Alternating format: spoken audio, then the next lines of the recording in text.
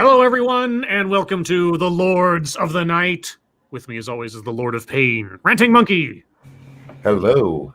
And the Lord of Pennies, Satsu 2 cents. What up, now? And I'm your host, Scribe, the Lord of Punishment. Hello, everyone. Hope you're having a good, what day is it? Oh, Tuesday. That's the day it is. All the days blend together now. Kind of like in a blender. Right, Satsu? Like a blender? Oh, what a segue that was. Shall I show off what you're working on? Yeah, I didn't think you did that on purpose, but when you said it, I'm like, this motherfucker. I've had some practice, so tell us all what we're looking at here. All right, so I have been using Blender trying to figure out how to create little 3D things here, and one of my tests after I learned how to make a donut, which I need to do again because I'm not happy with that donut, but I learned how to make my logo, and there's still some things I need to work on.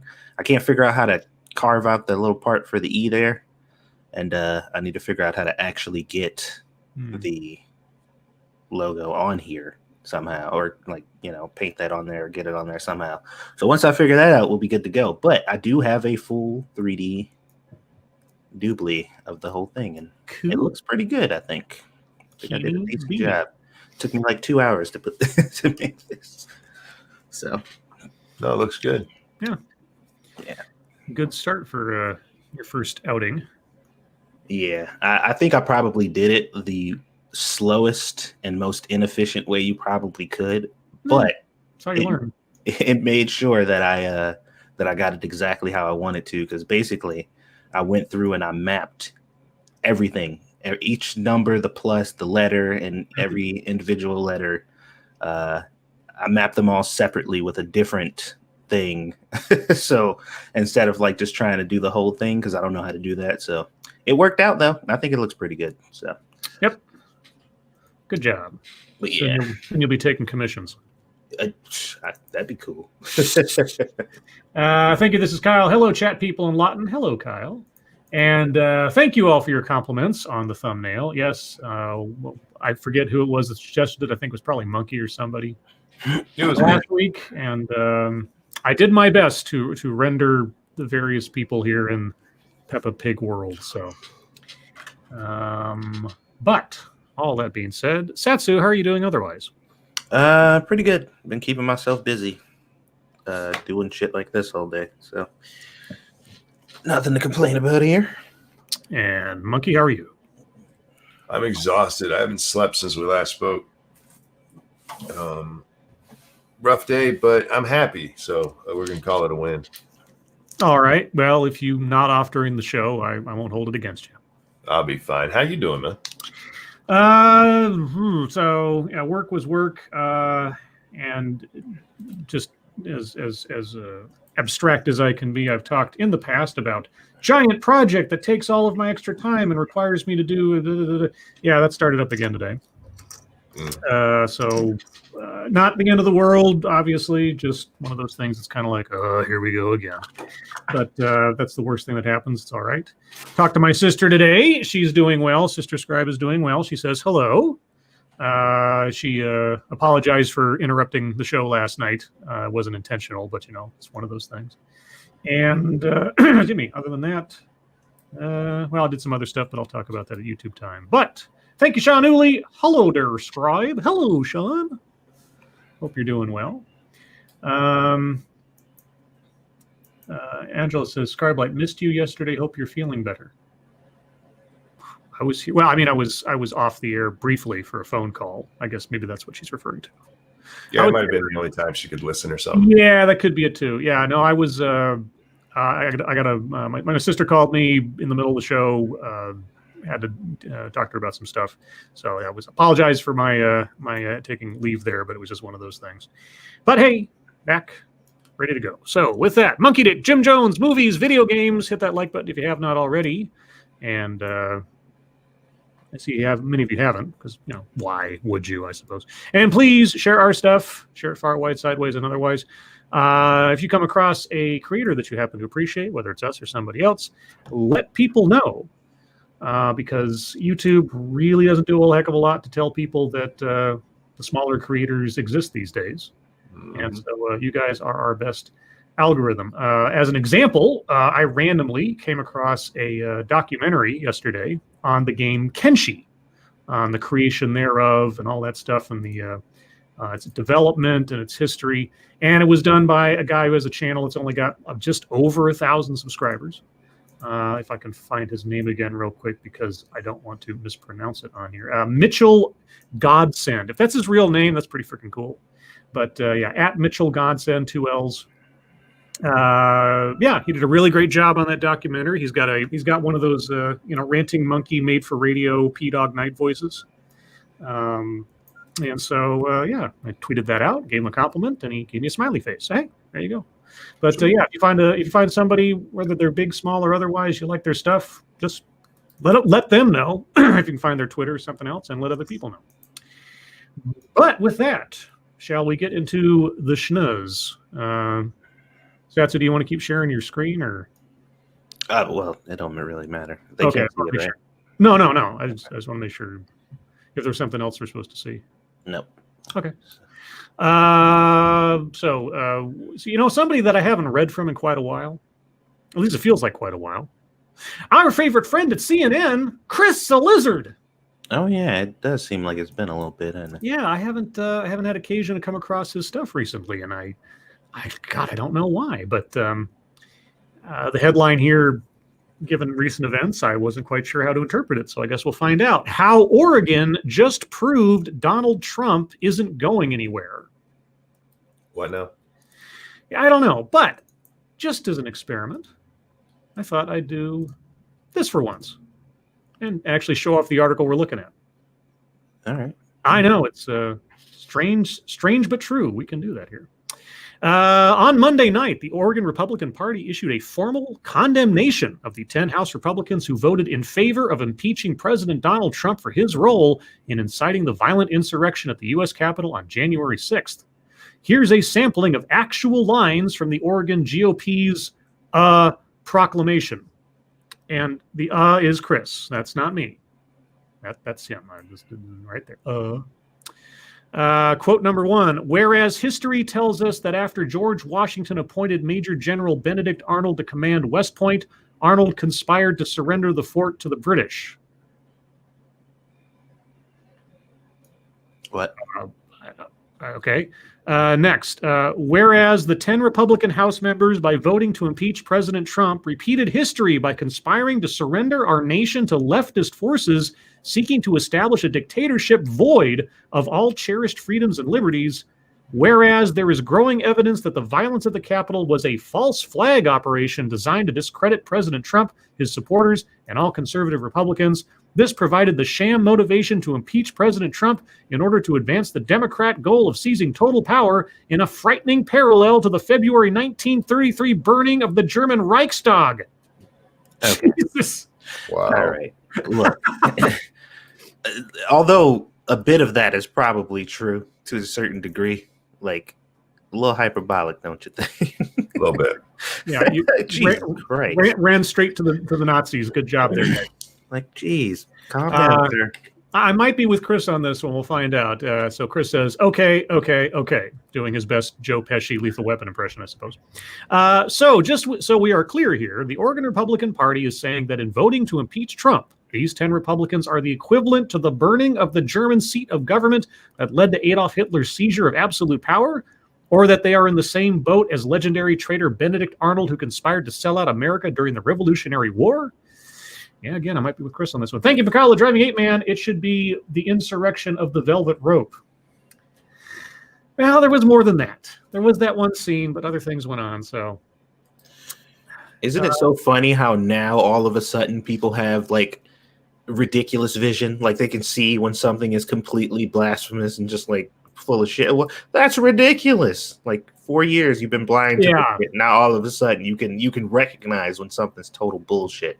Right. Yeah, I guess that is the better contrast to have here. Like all the times that during the entire 4 years that Trump was the worst thing since Zyklon B. Yeah. Oh well, now this is hyperbolic. I mean, it is hyperbolic. Let's be honest. It is. Yeah, he's not wrong here, but that's the hypocrisy. Okay. Oh, and also that the January 6th riot at the Capitol was also a false flag operation organized by anti-Trump forces designed to advance the Democrat goal of seizing total power. In parentheses, worth noting, the claim that the Nazis purposefully started the Reichstag fire is still up for debate. Okay, but remember when all of those riots during the summer were actually right-wing agitators, Chris? Mm-hmm. Remember all those false flag conspiracy theories that were put out there to try to dumb down the responsibility of the people who actually did it? That, need I remind you, are still being said by people to this very day. Is there argument within Germany about who started the Reichstag fire?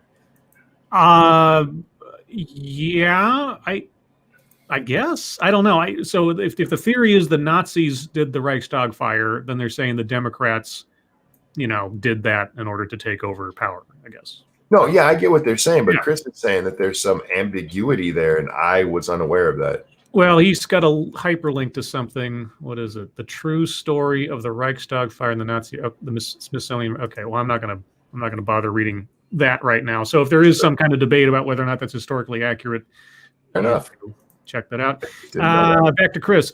This is crazy. I agree. And yet it's not an isolated incident. You're right. Things like that have been going on all last 4 years, Chris, right? You're going to tell us about all that? Not by us, of course. No. In recent days, the Arizona Republican Party has reelected Kelly Ward as its chair, a woman who has repeatedly insisted that the 2020 election was stolen and that Republicans in Congress should have sought to overturn the results. And the state party censured its own governor, Doug Ducey, as well as Cindy McCain, the wife of late Arizona Senator John McCain, and former Senator Jeff Flake.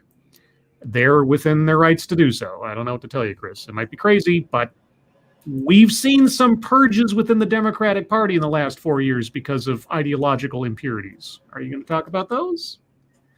You're going to talk about the DCCC purging its upper echelon because they weren't the right skin color, Chris? You going to do that? No? Okay. Those moves follow this tweet from the Arizona GOP's official account on January 1st. Quote, as the sun sets on 2020, remember that we're never going back to the party of Romney, Flake, and McCain. The Republican Party is now, and forever will be, one for the working man and woman. God bless. So, workers of the world unite? Taken together, what the moves in Arizona and Oregon, not to mention the Arkansas gubernatorial candidacy of former White House Press Secretary Sarah Sanders and the attempts to oust Representative Liz Cheney from the GOP leadership for impeachment role, suggest that attempts by the likes of Senate Minority Leader Mitch McConnell of Kentucky and other prominent establishment Republicans to rid the GOP of the memory and influence of the 45th president are very likely to fail. Chris, we will never forget Donald Trump because of you, let alone the fact that he was a president of the United States. As much as that, I know you hate that notion, no one's going to forget him. What did you think was going to happen? And if the GOP, if there are elements of the GOP that want to distance themselves from Trump, fine. They can do that politically, rhetorically, whatever else. But Chris, do you understand how many votes the guy got? He might not have gotten the Electoral College, but you want to count up how many votes, how many people in this country voted for President Trump, whether you like it or not. This country is divided. There is a large proportion of the populace who wanted him to be president again. So whether it's the GOP, whose numbers do not constitute all that many people, even if you take state to state, add up all the electorate, Chris. He's not going to be forgotten. I don't know. Well, the idea that he even should be forgotten. I mean, a lot of the stuff that was said in there is just true. I mean, one, there's Republicans who did not like McCain, Romney, and even Flake before Trump was a thing. Yeah. McCain was always a divisive figure in the GOP. Yep. Romney was always a divisive figure. I don't know much about Flake, but I mean, Romney and McCain got higher profile because of the presidential runs. That's the only time they were embraced, and even during that, they're like, "Look, these are liberals." But they're trying to tie any kind of criticism to that directly to Trump. Yeah, and it's dirty, and it's going to work because I mean they run everything. So, let's see. Quote: some in congressional leadership have signaled their desire to move the party beyond Trump by impeaching and convicting him. Allies of the former president, on the other hand, are proclaiming their loyalty to him in conservative media and in state and local party organizations. Still, other Republicans remain fearful of the power Trump may yet wield in GOP primaries or see electoral possibilities in embracing a version of his populist conservative approach. There was something similar, probably not with as much venom, that happened after Bush was out of office. A lot of the GOP were trying to distance themselves from Bush because of the baggage of the war that just came along with being associated with them. This is not unusual. It's more unusual because it was so heated and we had such a crazy election and aftermath thereof and the Capitol thing. But when the party completely loses control, there is a postmortem. And there's a lot of introspection, and a lot of that introspection involves people running away from the thing that caused them to lose the last time. If it had been the Democrats, the same thing would be happening. Now, the Republicans in this case, especially the ones in Oregon, are being nutbags about it, but whatever. It's not like we haven't seen that with the Democratic Party for the last 4 years, so I don't know. You also have Trump, who is not a typical conservative either. I mean, there's a lot of Republicans who weren't on the McCain side who don't like Trump. And you have a power play going on right now in the Republican Party to see who's going to go which way, who's going to be. We saw this with Obama and Clinton after Obama won the election, believe it or not. The Clintons still tried pushing their way in there, and the Obama faction was like, go fuck yourselves. Yeah. And when Obama won, what did we see? We saw the Tea Party, which was a completely nutbag fringe group, relatively speaking. But they got representatives into the party and into the government. And then the power started to shift within the GOP because they got devastated. Somebody had to pick up the pieces, and that happens. Same thing's going to happen here. Now, I don't know what the Trumpian faction is going to turn into in the next couple of years, but that seems to be the dividing line. And let's be honest, the press hasn't exactly helped that along, or has helped that along. So anyway, Chris's hypocrisy here, it's like, oh, this is something new. It's not something new. I mean, I'm surprised he doesn't call back to the Tea Party Republicans in his comparison here, because it's a similar sort of dynamic. Apparently, Trump set the precedent for being a president. I guess forever and forevermore. Moving on. Our favorite Batman fan, if you know anything about the man, Senator Patrick Leahy home from brief hospitalization after presiding over opening of Trump's impeachment trial. Senator Patrick Leahy returned home Tuesday night from the hospital after seeking treatment out of an abundance of caution, according to a spokesman. Leahy had been hospitalized just hours after presiding over the opening of former President Donald Trump's second impeachment trial. A spokesman said he was not feeling well, and the Capitol physician recommended he go to a local hospital. Quote, the Capitol physician suggested that Senator Leahy go to George Washington University Hospital this evening for observation out of an abundance of caution, spokesman David Carl said in a statement. After getting test results back and after a thorough examination, Senator Leahy is now home. He looks forward to getting back to work. Patrick and Marcel deeply appreciate the well wishes that they have received tonight. As the Senate President pro tempore, the longest-serving senator of the majority party, the 80-year-old Vermont Democrat is presiding over Trump's impeachment trial in lieu of Chief Justice John Roberts. Roberts, who oversaw Trump's first impeachment trial, chose not to oversee the proceedings because Trump is no longer in office, according to Senate Majority Leader Chuck Schumer, which almost makes you wonder, if he's not presiding over it, is this legitimately an impeachment trial? Well, somebody on Twitter earlier was saying that, I think what the thing said is if a president is at trial, whatever his position is, shall preside over and it says shall, he doesn't have a choice. And I'm like, it also says the president, which Trump is not. So I'm just like, I don't think that applies. But it's going forward. Well, there's a whole lot of people talking the Constitution on Twitter today, including Adam Schiff, who have no fucking idea what it actually says. So right. And I don't know either. I mean, it's, as far as I've heard, it is a very, depending on who you talk to, it's either a gray area at best or it's clear cut. It's fine. So it's a gray area that's pretty clear cut. Yeah. It really is, Uh, and I'm not saying that to be a jackass. It really mhm. is. What it needs to do is go before the Supreme Court and let them decide it. Yeah. So given the circumstances and given the precedent, it might be an idea. Why am I getting this now, 20 minutes after the fact?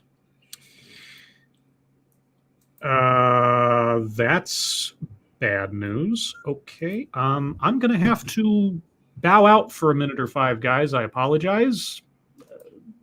Luck of the draw. I'll mute myself and I'll be back when I can. Hey, Alrighty. With him gone, I don't have any stories pulled up. I think we should do? Play a game. I think we should cheat and hit the hashtag a little bit early. Let's do it. Let's do it, guys. Hit us up with the hashtag MSS News over in the Twitter machine. We can't get to them all because things. And stuff. Don't forget stuff. And stuff. Stuff happens. First one comes to us from senior Florida correspondent and wonderful all-around person, Colleen Bernier. Company seeking paid candyologist to taste test candy. Where I sign up at. Right. A Canadian company is seeking full-time and part-time candyologists to serve as taste testers for the company's confections. Candy Funhouse, based in Mississauga, Ontario. I don't know how to say that shit. Said the remote working position offers $47 an hour to sample and review some of the company's 3,000 candy and chocolate treats. Candidates should have enthusiasm and eagerness to try confectionery products, the job posting states. We are looking for honest and objective opinions about the products that will be taste tested. Applications are being accepted online through February 15th. I wonder if you have to be Canadian because it said remote position. Sounds like they're going to send candy to your house and you just got to write and tell them what you think. I'm down. I could do that. Hell yeah. It's like Mississippi, but instead of hippie, you say agua. It's Indian nonsense, and I don't do that for Michigan. I'm not doing it for Canada. If I don't hear it and know how it's said, it gets said however the fuck it comes out of my mouth. And there's some weird ones here in Michigan, like Sault Ste. Marie. And that one might not even be, that might just be French. I don't know what the hell that weirdness is. All right, let's see. I'm fairly certain this is one of those people who's not supporting it, not advertising here. The American Investment Council. They go to hell. The next several are from Colleen, but we already did one. We may come back to those if we need to. Next up is going to be from Jack the motherfucking Cochran. Another officer charged with murder and fatal shooting of couple during Houston drug raid. Wow. 6 current and former Houston police officers were indicted Monday on a murder charge in an investigation that began after officers killed a couple during a drug raid in 2019. Officer Philippe Gallios faces 1 count of murder in the shooting of disabled Navy veteran Dennis Tuttle in what police have characterized as a shootout after officers broke down his door. Officers also fatally shot Tuttle's wife, Regina Nicholas.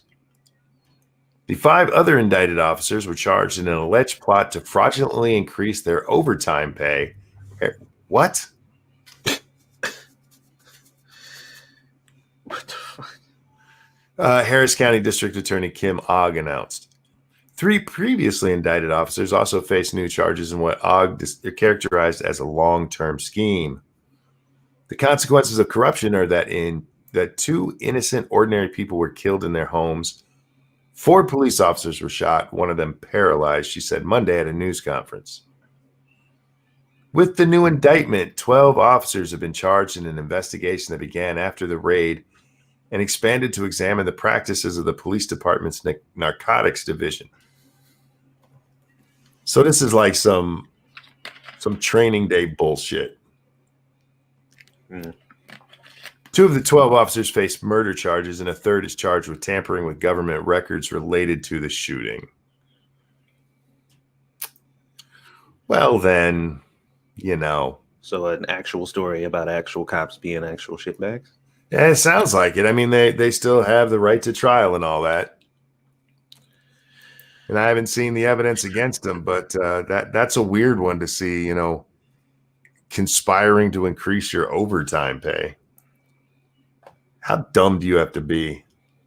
That dumb. Please send me this article or at least post it. Yeah, I'll send it. I mean, it's in the hashtag, but bam, there you go. Oh, Frank Donahue. Frank, it's your birthday. And I'm guessing that by the fact that somebody made a song for him that we should probably sing too. Frank, it's your birthday, and around here we do this. This one's for you. And a 1 and a 2. Happy birthday to you. Happy birthday. Happy birthday to you. Happy birthday. Happy birthday, dear Frank Donahue. Happy birthday, not Frank. Happy birthday to you. Happy birthday, sir. I hope you had a good one. A devil's advocate says it's always the narc unit, isn't it? And you know why it is? It's because those little fuckers get far too much freedom. They really do. Not all. Hashtag not all. I don't want to say all people like that, but when it comes down, it's like always the narc unit that this happens on. Okay, guys. I'm still here. I'm going to have my attention split, unfortunately, because something has blown up at work, and I have to wait to see if anybody responds to it. So I'm kind of having a heart attack right now, but the show must go on. So, okay, shall we continue? Shall. Sure. We decided to jump into MSS News early, but we just finished the story. So if you still have more of yours that you'd like to send to me, so I can have them, I'll read them. Oh, that way, if you do have to dip, there's still a continuity, Well, by the time I get done with this one, we'll be at MSS News anyway, so I'll just do this one. I pulled it up because when I hear something went wrong with Goldman Sachs, I think, golly, a company that has basically blackmailed other companies into populating their boards of directors on the basis of skin color. Gosh, couldn't happen to a nicer company. Goldman Sachs slashes CEO pay by $10 million over massive scandal. $10 million, that's probably like, what, 3 days worth of his pay or something over there? Goldman Sachs cut chief executive David Solomon's annual compensation by $10 million, or 36%. Oh, by a third, you say. All right. Following a penalty deduction that resulted from the bank's role in a corruption scandal involving a Malaysian investment fund known as 1MDB. Okay. Solomon's compensation package was reduced to $17.5 million for 2020. Oh, poor guy. Only 17 mil. How's he going to live? Down from the $27.5 million he received in 2019, according to the U.S. Securities and Exchange filing on Tuesday. The $10 million payout comes after Goldman agreed to pay nearly $3 billion after pleading guilty to charges the bank conspired to violate U.S. anti-bribery laws in a massive scandal with 1MDB. Wow. Why would a bank be allowed to continue to operate after something like that, one might ask? In October, the bank said that Solomon would face a pay cut, along with other top executives, including its CFO Stephen Scherr and COO John Waldron, in light of findings from the investigation that involved the U.S. Department of Justice and other authorities. Oh, but no criminal charges, you say, for a giant bribery scandal. Okay. Golly, I wonder what would happen to me if I tried to bribe a cop with $50. It depends. Do you actually have $50 to bribe a cop with? Yeah. The scandal relates to bond sales that Goldman Sachs arranged and underwrote for 1MDB, from which the U.S. Justice Department alleges $4.5 billion was stolen. So Goldman Sachs assisted in the theft of $4.5 billion, and the CEO gets a pay cut down to $17.5 million per. Oh man, golly, What a fate to befall him. Yeah, that's terrible. Thank you, Officer Buck. So Goldman Sachs is like a Twitter feminist on a bigger scale, i.e. virtue signals about something not long before being exposed for wrongdoings. No. This is the punishment for stealing $4.5 billion in a bribery scheme. Losing $10 million of your $27 million pay. The Justice Department accused Malaysian financier Joe Low, who had ties to the film The Wolf of Wall Street, of masterminding a plot to channel the money from the fund to former Malaysian Prime Minister Najib Razak's bank accounts. Schur's pay was reduced to $15.5 million from $22.5 million in 2019. Waldron's pay was slashed to $18.5 million. Slashed. Down from $24.5 million in 2019. In total, the three executives' total compensation for 2020 was reduced by $24 million in response to the bribery scandal fallout. Quote, while none of Messrs. Solomon, Waldron, or Schur was involved in or aware of the firm's participation in any illicit activity at the time the firm arranged the 1MDB bond transactions, the board views the 1MDB matter as an institutional failure inconsistent with the high expectations it has for the firm, the filing said. And as a consequence, the worst that happens to the people who are in charge, who are ultimately responsible for the company, is to lose millions of dollars they were already getting. You know, sometimes I get a little agitated. This is one of those times. Can you imagine anybody even coming close, like stealing a 1% of what this whole scheme ended up stealing? You think they would get away with just a 36% pay decrease? No. That would be their punishment.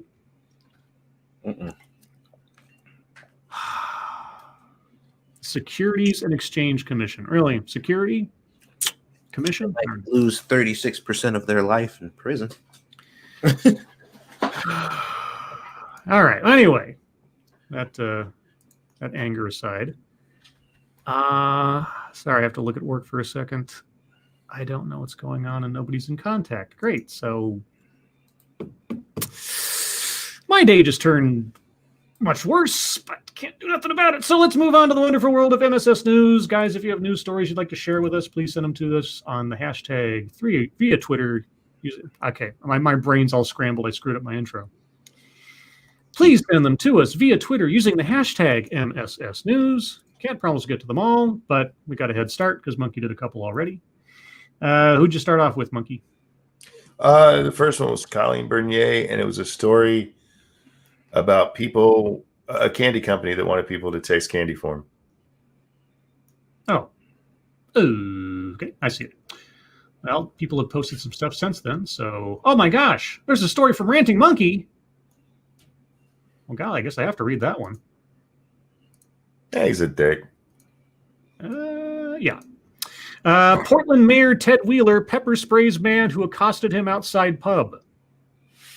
You used pepper spray, Ted? Yes, he did.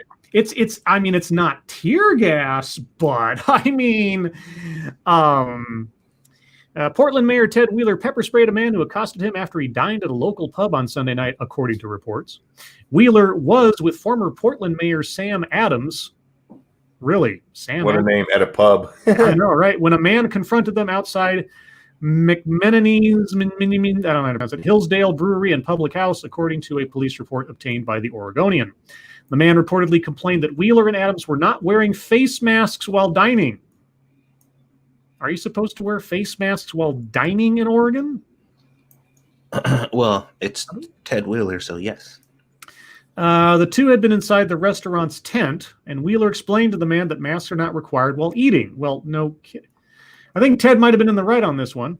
Recording with his cell phone, the man, who was maskless,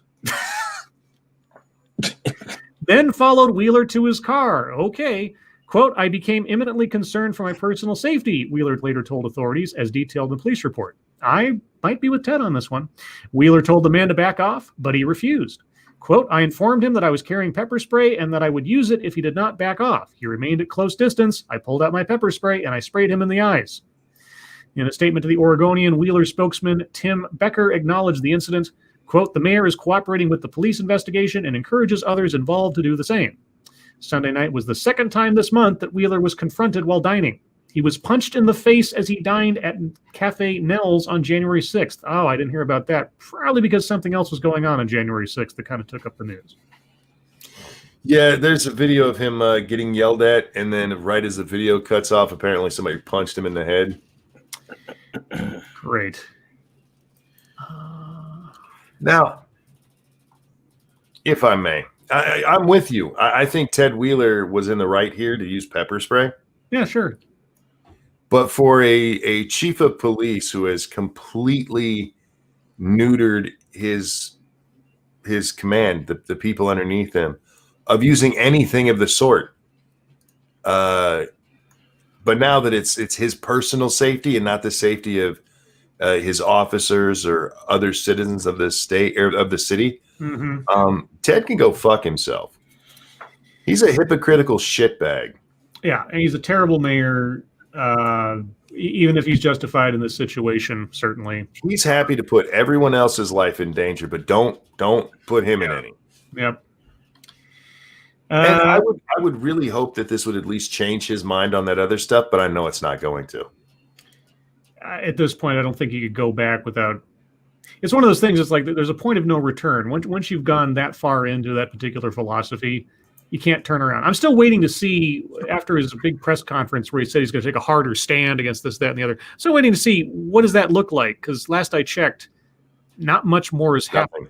It was with the most recent riots. Was there any kind of enhanced police response to them? Nope. Yeah. In fact, the police were seen retreating again. Yeah, and enhanced, I mean, insofar as Oregon's concerned. Let's see. Stargazer, Ryan would like me to ask if I can link a GoFundMe for a cat that needs surgery. Yes, you can. By all means.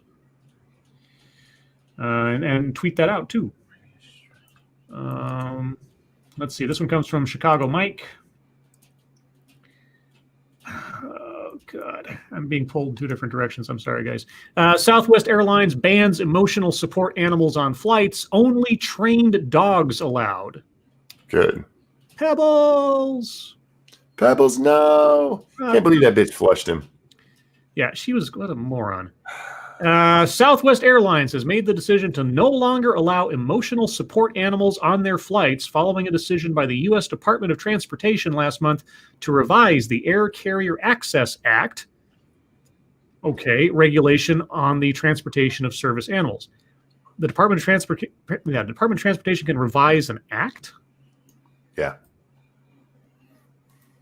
Is that how that works? There's certain ones where they get leeway, so sure. Oh, okay. Quote, with this revision, Southwest Airlines will only allow service dogs that are individually trained to do work or perform tasks for the benefit of a qualified individual with a disability to travel with the customer, unquote. Southwest Airlines said in a statement released on Monday evening, quote, the types of disability include a physical, sensory, psychiatric, intellectual, or other mental disability, and only dogs will be accepted, including those for psychiatric service. No other species will be accepted as a trained service animal. Well, what if a cat identifies as a dog? Don't matter. This shit is long overdue. The airline said that customers who do travel with trained service dogs must now present a completed service animal air transportation form issued by the Department of Transportation at the gate or ticket counter at the airport and must include details on the animal's health, behavior, and training. Quote, we applaud the Department of Transportation's recent ruling that allows us to make these important changes to address numerous concerns raised by the public and airline employees regarding the transport of untrained animals in the cabins of aircraft, unquote, said Steve Goldberg, Senior Vice President, Operations and Hospitality at Southwest. Quote, Southwest Airlines continues to support the ability of qualified individuals with a disability to bring trained service dogs for travel and remains committed to providing a positive and accessible travel experience for all of our customers with disabilities, unquote. So there you go. Yeah, the whole emotional support thing has gotten just out of fucking hand, and it's been that way for a while. Yeah. We've seen a slew of weird animals brought onto planes. Wasn't there like an emotional support tarantula one time or something like that? There are records, and this is from the article, there are records of passengers bringing miniature horses, hamsters, pigs, and even peacocks on board airlines that people have claimed as emotional support animals. Yep. Yeah. So, no, that shit needs to stop. And it needs to stop all over. Every time I see somebody with a fucking dog in Walmart and you can tell that it's not a service dog, it's just, I don't want to leave my dog, so I claim it's for emotional support. Mm-hmm. There's food in that fucking place. It's not an open wet market like fucking Wuhan. Please stop trying to make it that way because you're such a weird fucking freak. You can't leave your dog for 2 minutes. Thank you, Chicago Mike. Southwest Airlines did not say anything about Dog Cat Fox. That's true. That's true. But technically, I think they have a general no rapist rule. I was about to say Dog Cat Fox counts as its own separate species. So, yes, technically he would fall outside of what's allowed on a plane. Monkey has to be a meanie. Let's see. This one comes from Frosted Glass, if you can believe it. Here, I will attempt to put this into a window just to share. I'm going to attempt to do this more often, guys, since we have the ability here to do this. It's just a matter of getting it into the right window and all that stuff.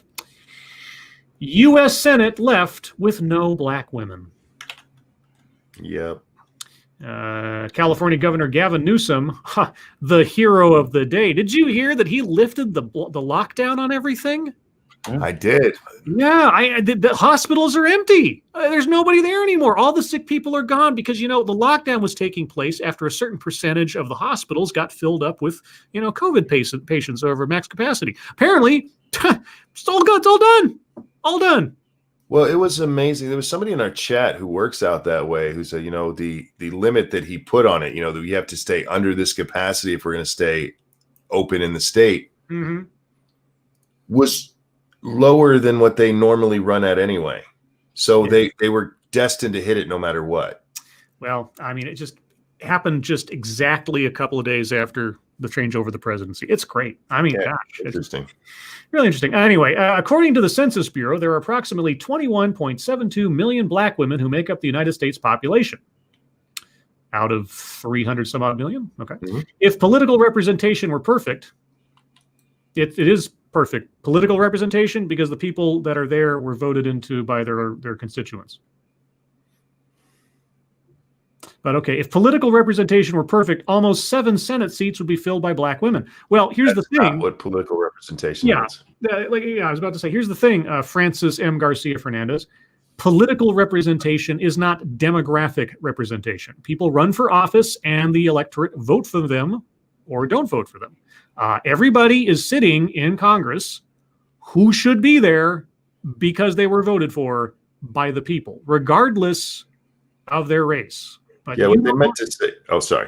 Yeah, you want a percentage representation. So how far would you like to go, Francis? I mean, if we're going to have an exact percentage representation of black women, well, what about gay black women?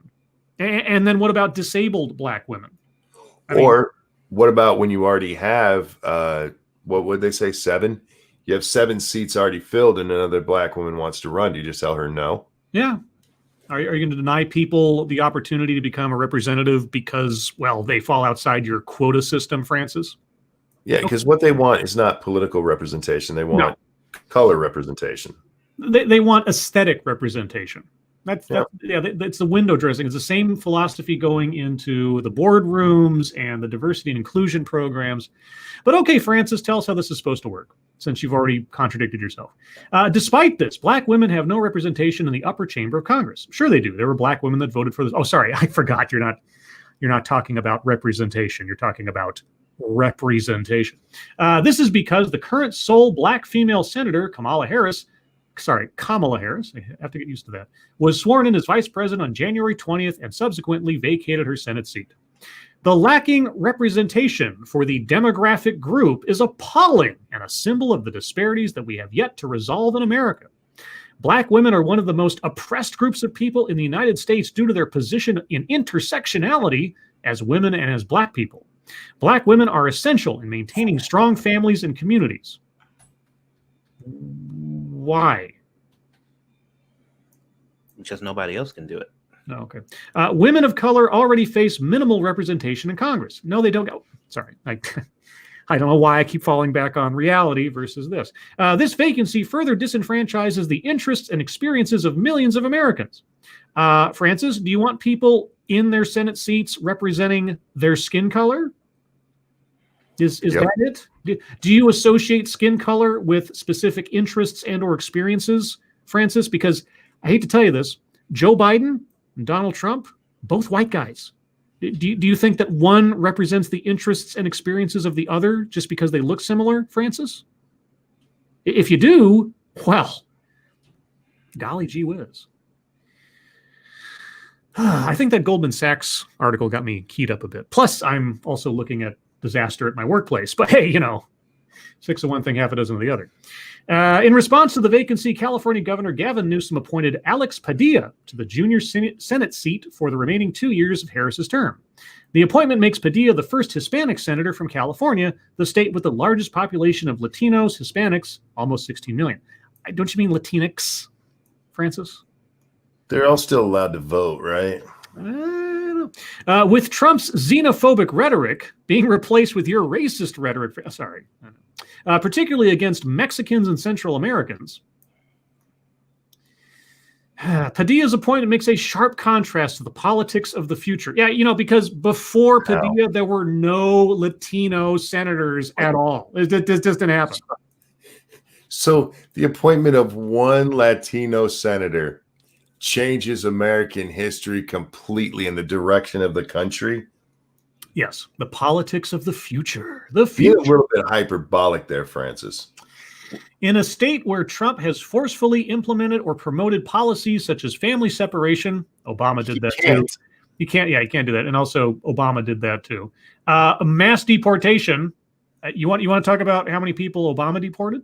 More than any president in American history, but whatever. Yeah, and the wall paid by Mexico, which is admittedly stupid. Padilla will have the influence and political positioning to counter said policies. No, he won't. Trump didn't have the power to forcefully do anything in a state. Yeah. He could enforce federal law, which was done across the United States. In a state where Trump didn't do that in the state. He did it. He enforced federal fucking law, you moron. Hey, Francis, tell me about California's participation in assisting ICE in their duties. Tell me about Trump forcing California state and local police officers to assist ICE in carrying out their duties. Oh, wait, that's right. He couldn't, and they didn't, by and large. So, oh boy. Since the November election victory that marked Senator Harris as the next vice president of the U.S., Black progressive groups and well-known politicians in California called for the appointment of a Black woman to Harris's seat. To their disappointment, Newsom appointed a man of Mexican descent instead. Francis Garcia Hernandez, do you happen to be, racist against, or maybe I should say nationalist against Mexicans or something? Doesn't it sound like it? To the Black people's disappointment, somebody who wasn't Black got picked. By the way, we're talking about racism here. London Breed, which is an amazing name, mayor of San Francisco, called the decision, quote, unfortunate and a real blow to the Black community. What about a win for the Latino community? Yeah, where's the inclusion? Where's the diversity? Where's the unity? Thank you, Snubberth. I learned today some Latinos are white. Guess that POC status has an asterisk. YouTube also censors white for some reason. Well, Asians are white too, so there you go. That's true. Yeah, Asians are now. What was the multiracial whiteness or something? Was it called? Oh yeah, I believe that's what it was. Multiracial whiteness. Okay. And now Francis asks, what do we do now? I don't know. You tell us. The consequential opportunity for America to have Black female representation in the Senate again will be with the 2022 midterms. Calls for the senior California Senator Dianne Feinstein to retire have strengthened due to her age, health, and productivity in Washington. Oh, so now you're ageist and ableist. Okay. Whoa, you're you're running the gamut here, Francis. For the time being, Governor Newsom's appointment should be celebrated. Well, it should be. What are you saying? It's a blow to the black community. It's a disappointment. For the time being, we'll tolerate this fucking... Yeah. Should be celebrated and acknowledged as an important feat for California, a state where Latino interests are prominent. Although this historic appointment was necessary, 2022 should be a year to advocate for more black female representation in the Senate, and not just from California. We hope that the pressure and support that the new Vice President, Kamala Harris, can provide will further propel the victory of black and brown women nationwide. Unless they're Latino, right? I mean, you don't want that brown. That's the wrong brown, guys. Yeah, when you say brown, you're not talking about Latinos, right? Okay, or at least particularly looking Latinos, correct? Okay, well, thanks, Francis. That was an amazing. Wow.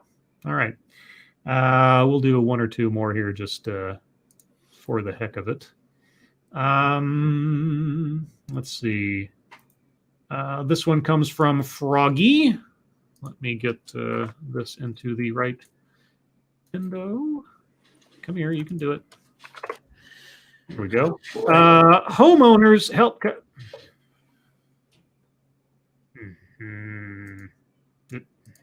Okay. Fine. Go away. You okay? Ad block thing over my vision. Homeowners help cars stuck outside and see drivers stole from them, Nebraska cops say. Oh, okay. At first, homeowners wanted to help a car stranded in their driveway, Nebraska authorities say. Then they saw what was inside the vehicle. Lancaster County Sheriff Terry Wagner says the homeowners walked outside to assist the vehicle stuck on their property Monday night after a winter storm had dumped snow on the region, the Lincoln Journal reported. I don't want this ad playing on me. Okay. Heavy snowfall led to dangerous road conditions and stranded motorists throughout the day. Though this vehicle didn't have a driver, the homeowners did notice several of their own belongings inside, including a motorcycle helmet and fishing tackle box, the newspaper reported. Realizing the driver had stolen the items from their storage shed, the homeowners called the sheriff's office. Then deputies tracked footprints leading away from the car to a nearby home to find the suspect. The 25-year-old Lincoln man was arrested and faces burglary and theft charges. The vehicle he was driving also had been reported stolen. What a winner. The Eternal 2. Unblock origin, ublock, or what? What's going on? What? I don't know. ublock origin. What? Oh, I was buffering? Sure. What was I roboting? Not that I heard. Yeah. Oh, was the stream buffering, guys? He said sorry. Yeah, I get it, but I don't know what that means. ublock origin is a Chrome extension. Okay, all right. Well, thanks, but I don't know. Yeah, I don't know what. I'm guessing it's an ad block. Yes. Yeah. Yeah. Okay. When I see origin, I think of the game service. I'm like, what? Sure. Okay. Anyway, we're going to move on, guys. Thank you so much for all the stories. Sorry I didn't get to them all. Let me go look over at the work stuff. Why isn't anybody responding to me? All right. Well, I'm just going to have to accept that tomorrow's going to suck because I don't know what's going on. Yeah. That's really, really, really disappointing. Okay. Well, anyway, let's move on to the wonderful world of YouTube time.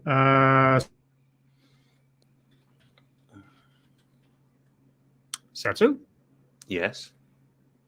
What do you have today for YouTube? Oh, I heard you say let's move on to YouTube time, but I didn't hear you say my name. Yeah. Oh, did you not hear me? No. Oh, you know what happened? It's because I was logging out of my work stuff. It probably cut me for a second. Yeah, I'm like, yeah. Okay, sorry. No, I said it, but you didn't hear it. So anyway, Satsu, what have you been up to today? Editing, and messing around with Blender for what I set out to be a particular goal, but somehow ended up completely somewhere else. So, yeah, well, that's basically been the extent of my day. I've been actually taking a course basically over the past few days on how to use this and figuring out all the tricks and stuff. So that's pretty much it. That's all I've been doing, really. All right, Monkey, how about you? Just the usual. I did a monkey in the morning. Did I do a monkey in the morning? Oh. I want to say I did. And then I did a game stream just a little while ago because I didn't get one in for this day yet and played some Cyberpunk. Having so much fun over there. And new person in my chat happened to be a grandmother with 3 grandchildren who are all boys. Uh-oh.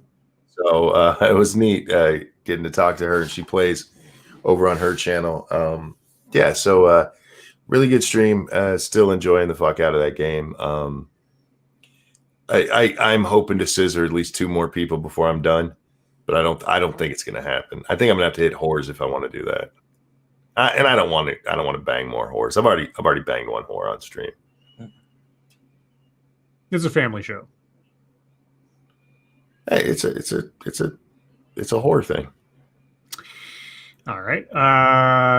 Well, before I get into my stuff, I thought I would share the GoFundMe that's currently being put up into the chat. This is a GoFundMe for Cat Stella, who needs surgery.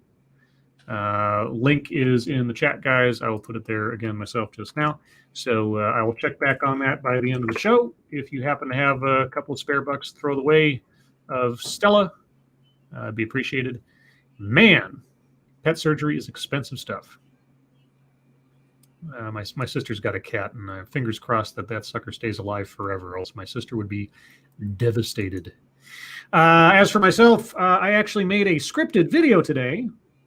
I came across a immigration lawyer who was going over the current arguments that okay, so let me back up a little bit. There's currently legislation being pushed forward on immigration by Senator Bob Menendez of New Jersey.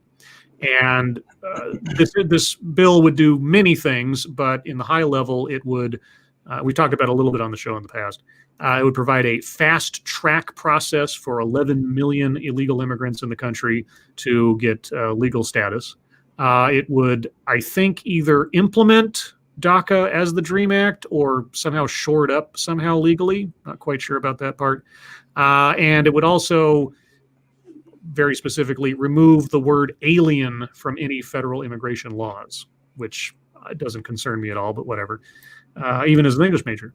But the thing I was most curious about was this video I came across was listing off his arguments that he plans to make to Republicans to get them to vote for the legislation. Because even though the Democrats control 50% of the House, or sorry, the Senate plus the vice presidency is the tiebreaker, to get any real legislation passed to avoid the filibuster, which is still a thing, after McConnell basically held up the Senate until they agreed to keep it around, they need 60 votes. So the Democrats can't pass this on their own. They need 10 Republicans. I mistakenly said 9 in my video, but they need 10 Republicans to cross lines, at least, in order for the legislation to pass. So the question is, how do the Democrats convince the Republicans to make that choice? And so the video I found, the immigration lawyer kind of whittles down the arguments to a very concise list, whereas any video I found of Menendez talking about it, he just kind of drones on and on and on. So basically the video goes over those arguments, and I go over whether or not they sound convincing to me. What are those arguments, and what did I think? Well, you can go watch the video. It's relatively short, just comes in at 8 minutes. But it's always an interesting thing to me, because that was one of the things I was most curious about during the course of the presidential campaign, with people like Bernie and Andrew Yang, and them saying that they were going to do all these amazing things with taxes and free this, that, and the other. And I kept asking, well, the president can't do that. How are you going to convince the House, the Senate, and so on to vote for such legislation? What are going to be your arguments? And they almost never presented any, of course. So in this case, I was very curious to find out what the sales pitch would be, and what that is. Whether it's I think it's effective or not. Well, you can go watch the video and find Other than that, I intend to do a TEDx tomorrow. It's all dependent on work, which now might be already written on the wall, as it were, but I will know more tomorrow morning. I'll let you guys know on Twitter otherwise and alert you to that there. I think that's everything I've got. So let's move on to the wonderful world of internet thuggetry. I don't know if I have much today. I don't know if I want to show that on the show. So there's a story from the New York Post that says man turns himself into black alien by removing his nose and top lip, amongst several other body modifications, if you believe that picture and if you believe the story. It is ridiculously grotesque. I don't feel right showing it on air, honestly. It looks so bizarre. But if you go over to my Twitter now and you scroll down a bit, you can find it if you're curious. If that is real, if that's not some kind of mock-up or some kind of, photo of somebody from a Hollywood set or something. I mean, I guess I've seen weirder sets of body modifications over the years, but and everybody's like, show it. Well, like I say, go over to Twitter. You can see it yourself. Fine. Just look up New York Post, man turns himself into quote-unquote black alien by removing nose, top lip. You can find the picture. You dropped a link in there. I could do that. I'll drop the link. There you go. That's a nice compromise. And I do like to compromise around here occasionally. So there's the link to the story. If you are curious, viewer discretion is advised. Other than that, what else I have? Thank you, Andrew Joyner. Hi, Scribe. Hi, Andrew. Over in European land of place where they use pounds for money. I'm assuming Britain or thereabouts. Somewhere in there. Thank you, Andrew. Let's see. I posted my video. The Washington Post had this opinion piece, and it's one of those things where, after reading the headline, I don't really need to read the article. Opinion. If Biden wants to be a president for, quote, all Americans, unquote, he should study mayors like me. And like, the humbleness doth overflow. Jeez. I was like, I wonder if he has all his ribs. Oh man. I'll let you guys figure that one out. That sounds like a Bible reference. It wasn't. Oh, okay. Well, then I don't know. Let's see. Also, randomly today, I was added to a list on Twitter. I don't think I've ever been added to a list before, as far as I know. But I got a notification telling me that Pop Poof Ping added you to their list, hashtag comic art, which is either comic art or a cart called Kami. Not quite sure. And I don't know why I was added to that list. I am neither an artist or comic book artist. I do like comic books, but I can sometimes, well, a lot better in the past than now necessarily. Sometimes identify certain artists just by looking at their art in a comic book and say, oh, that's Jim Lee, or that's Mark Bagley, or that's Eric Larson or something. Or at worst, at least identify where maybe their influences come from.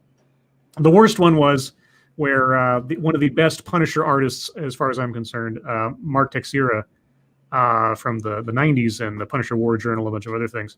A couple of years ago, I was looking through a comic book store or something, and I saw this comic book art, and I thought, that guy is a total Mark Texeira fan. I mean, just the way that the edges are and the way that everything's... And then I looked in the comic book, it was Mark Texeira. And I was like, oh, Mark, your art has taken a dive. Because I was like, this looks like a bad imitation of Mark Texeira. Oh, no.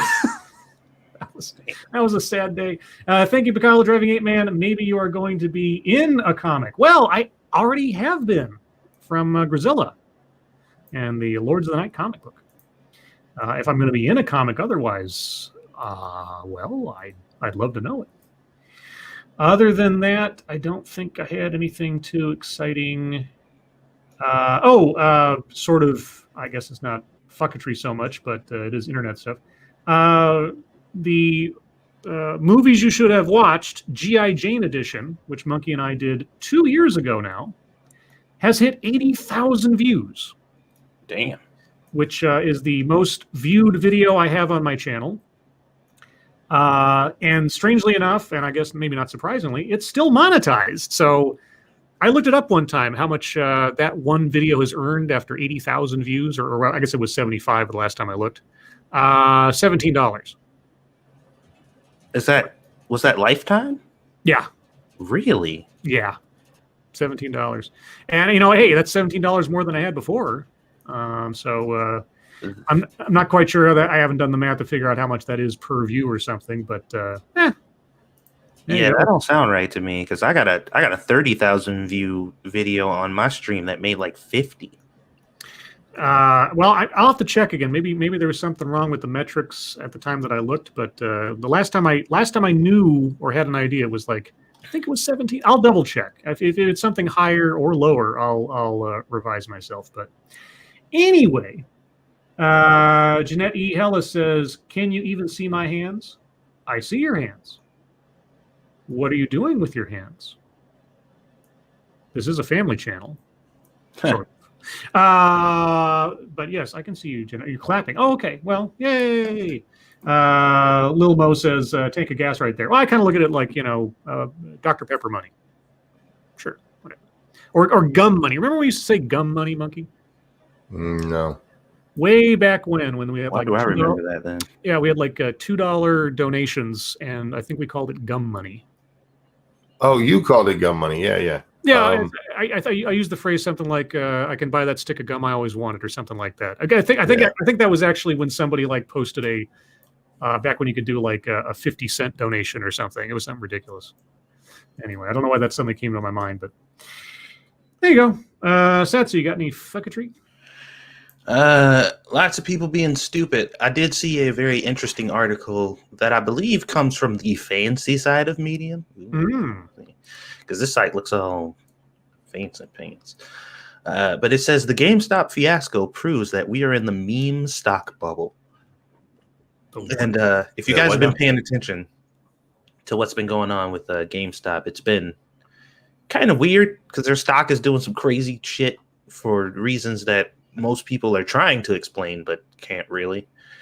But this article is quite fascinating because they're talking about how basically meme culture has drastically influenced a lot of things throughout the past couple years. Mm-hmm. And this paragraph stood out to me.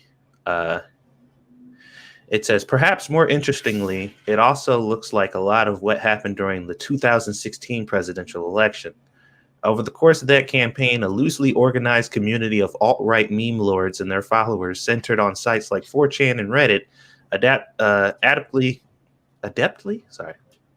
used social media to elevate Donald Trump's candidacy while barraging Hillary Clinton with an endless flow of memes targeting her supported inauthenticity and corruption. Yeah. What they did, in effect, was an exploit to the opportunities created by social media to disrupt the normal workings of the political system, at least in part for the lulz.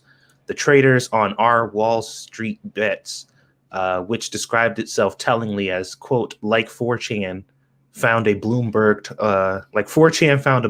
terminal, are trying to do the same thing to Wall Street. And I was just like, wow. I read an article about GameStop and their stock prices being all wonky, and somehow Trump's dick managed to still get in here. Like, good Lord. Is there any place? Can we talk about anything that doesn't end up leading back to Trump? It can't happen. No, everything. Yeah, this article's stupid, though. It's just like they believe that the entirety of what's going on with GameStop is just a bunch of trolls fucking with people, and it's all very Trump-esque, I guess. Fascinating stuff, I know.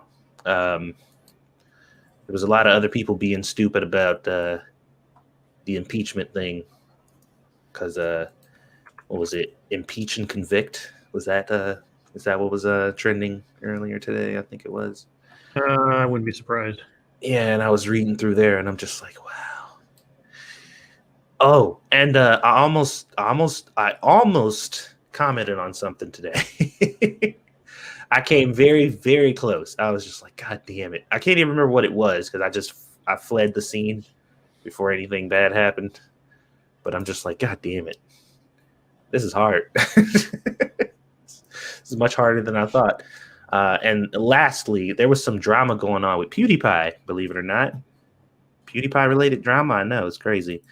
Apparently, PewDiePie has decided he wants to try VTubing. I saw that.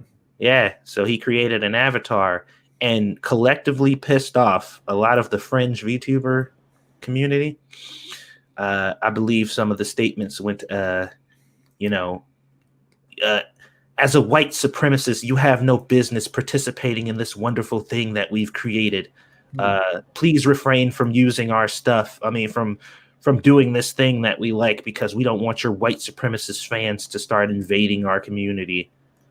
And I'm just like, is that gatekeeping you guys like to talk about all the time? That's a little interesting.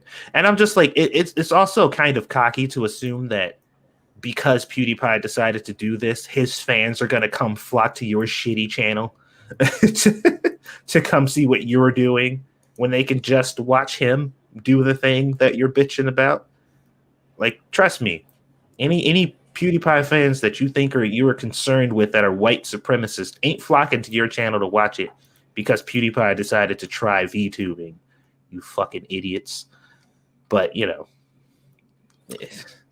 it is what it is. But yeah, that was the bulk of my fucketry. So real quick, just I checked the G.I. Jane thing. So the total lifetime earnings as of today, $17.91. Wow. Do you know what the top geographical location of views is the United States? Mm-hmm. You know what the next two down are? No. Thailand and the Philippines. Oh, well, that actually kind of aren't like movies like really big over, like American movies like really big over there. I guess, yeah. And since I think part of the reason that it's so low is it's had 80,000 views, and I don't have the math in front of me as to how to break this down, but the total time that's been watched out of those 80,000 views comes to 1,202 hours. So I'm pretty sure that people aren't watching a whole lot of the deal, and you add in ad blockers and everything else, it's probably not actually generating. That's probably why it's relatively low, because people aren't watching the whole thing or watching a whole lot of ads on it. So, but like I say, hey, $17 is $17 more than I ever imagined any video on my channel would ever make. So, not going to complain. It's just curious to me. But yeah, my most watched episode or stream. And someday, maybe, Monkey and I'll do Cold Justice or whatever the heck that Liam Neeson movie is. Cold Justice. Or like Plow Hard. I forget what is this, the snowplow guy. What was it called again? I don't remember. Yeah, I don't remember. Anyway, Monkey, what do you got for fucketry? Oh, God.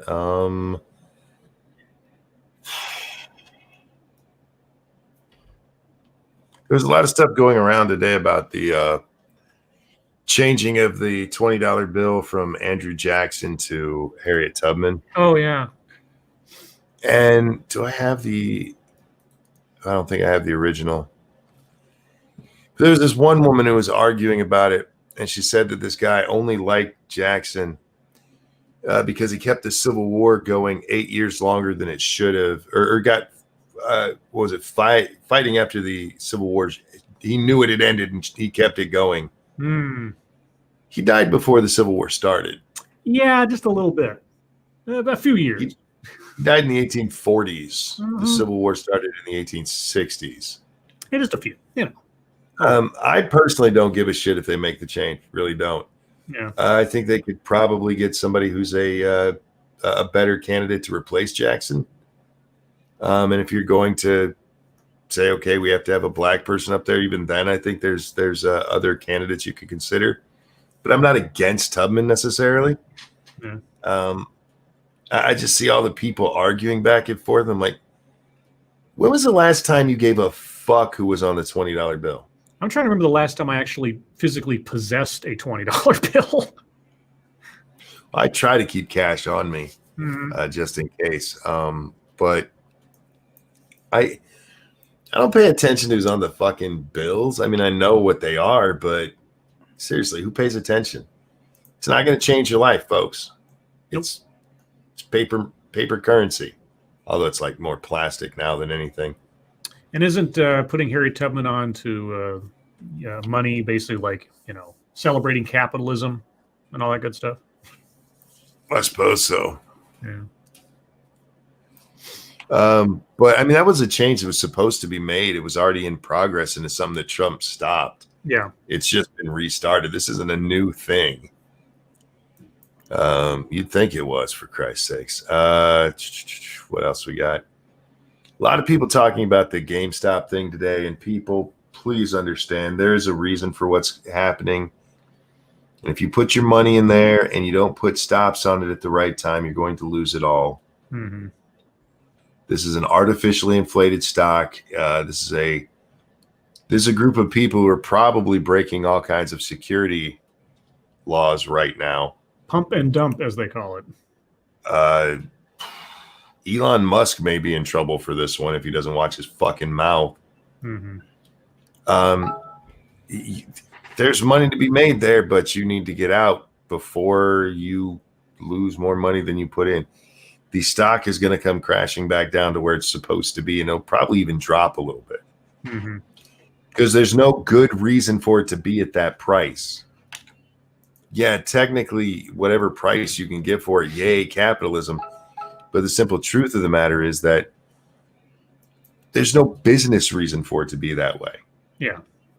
So it's coming back down. And when it does, a lot of people are going to lose a lot of money. The folks who started this are going to make a shit ton. Yes. They're going to laugh all the way to the bank with your money.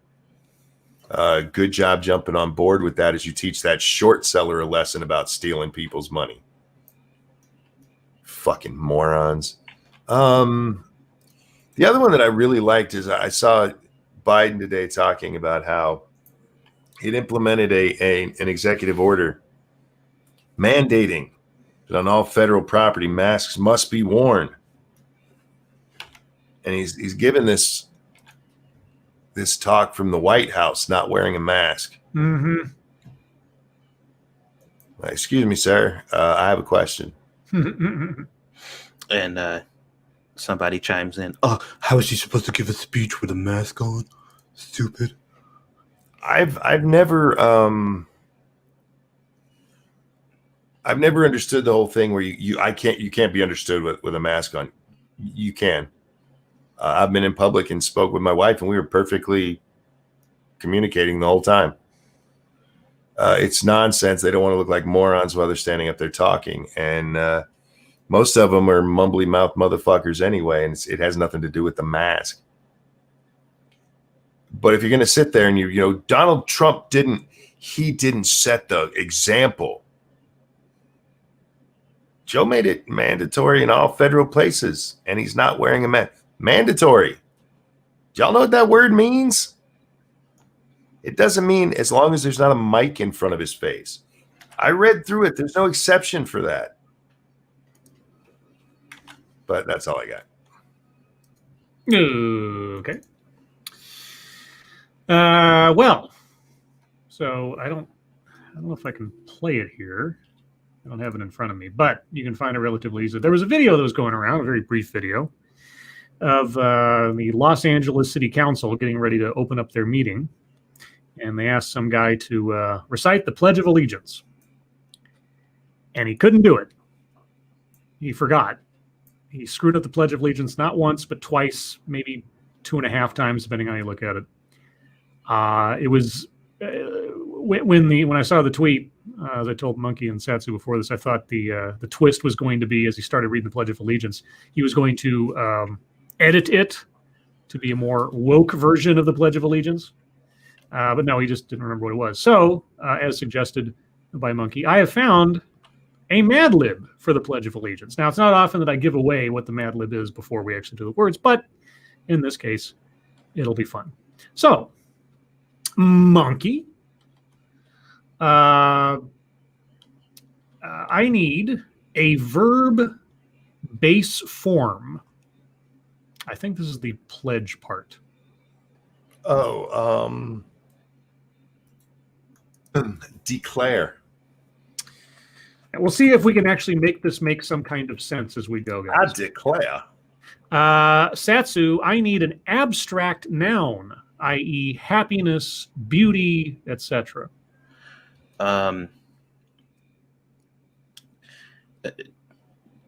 Does depression count? Sure. There you go. Monkey, I need just a noun.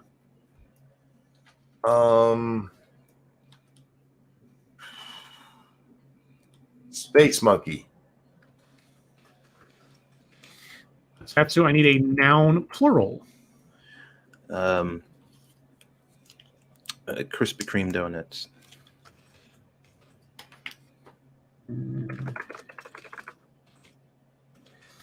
Okay, Monkey, I need a country. Wakanda. Satsu, I need a noun.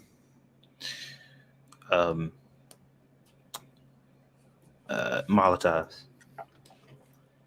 Molotov, okay. Monkey, I need a verb, again, base form.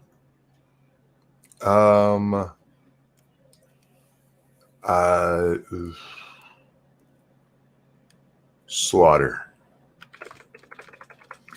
Satsu, I need a proper noun. A proper noun. Mm-hmm. So, like the name of something specifically, like it's not just a person; it's a specific person. It's not just a like you can't you wouldn't say just college. You'd say Harvard University, something like that. So Dave the Barbarian. Sure, why not? Monkey, I need an adjective. Oh,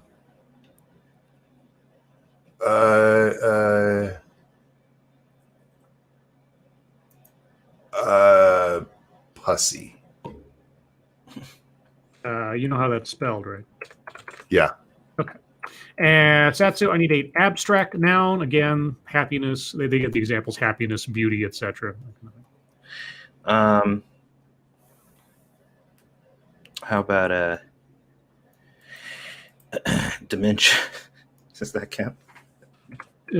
Dementia. Okay. Yeah. All right. Sure. Why not? And lastly, Monkey, another abstract noun.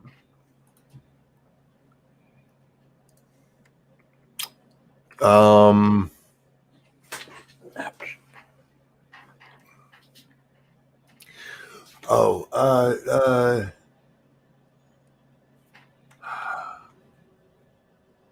trying to think of one that would be funny, but none of them are funny. Oh. So,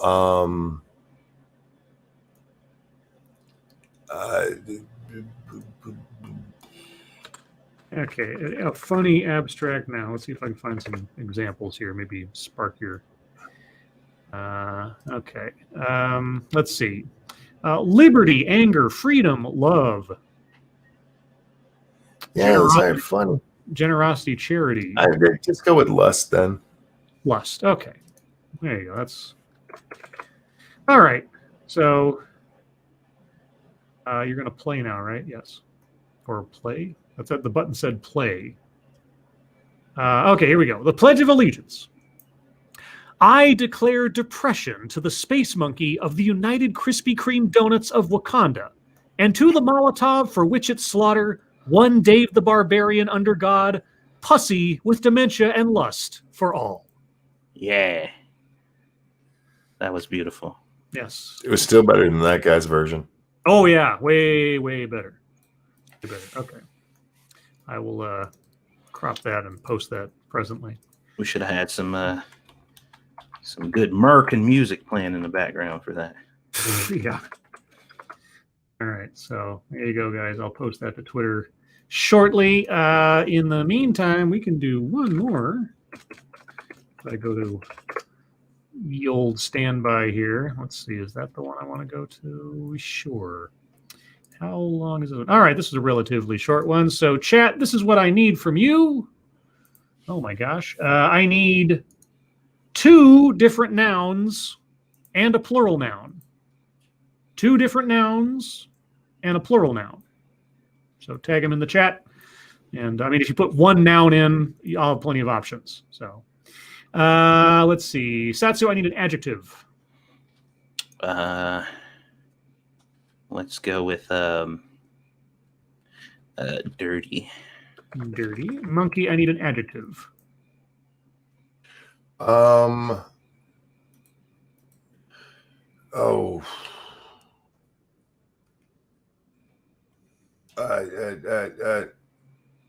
Fuck. Fact. It's a good one.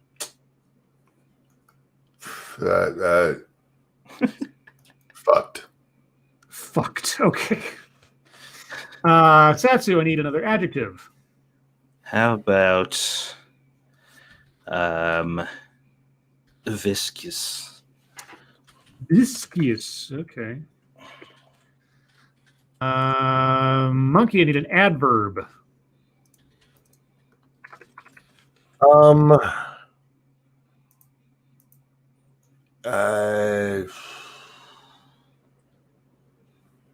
Just slowly. Just slowly. All right, and now, guys, just so you know, it's nouns all the way down. All right, prepare yourselves. Satsu, I need a noun. How about Walkman? Walkman. Okay. Yeah, we'll give you guys some nostalgia. Monkey, a noun.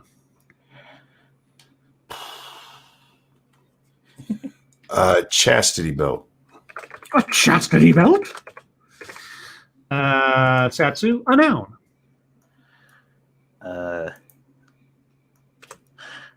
Ranch dog. Ranch dog. Okay.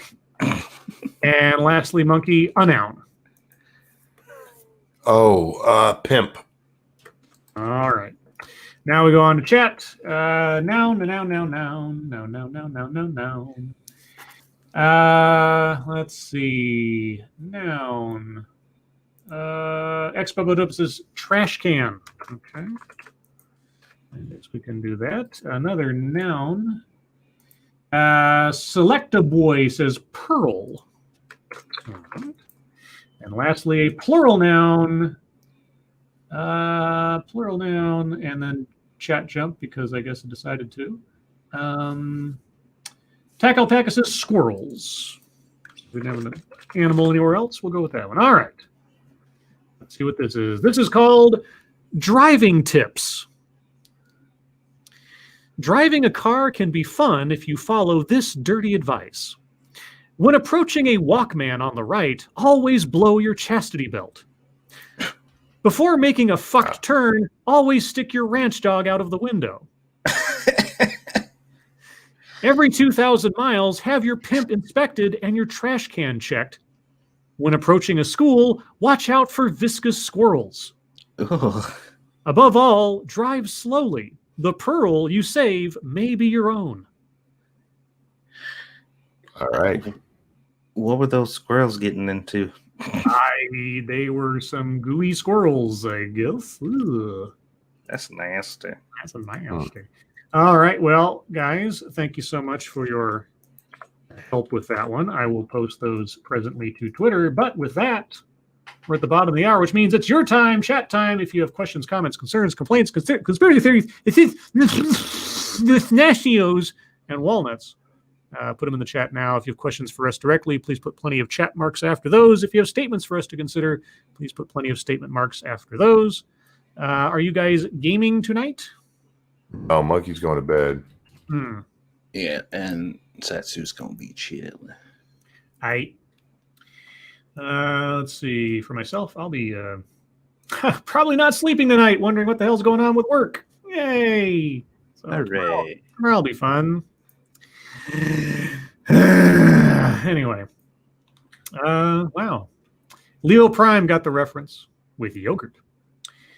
Dr. Keeve, did you guys see that Fauci apparently wants us to wear 2 masks at a time now? Yes, I saw that. I saw people like piling on 7 masks and saying, am I safe yet?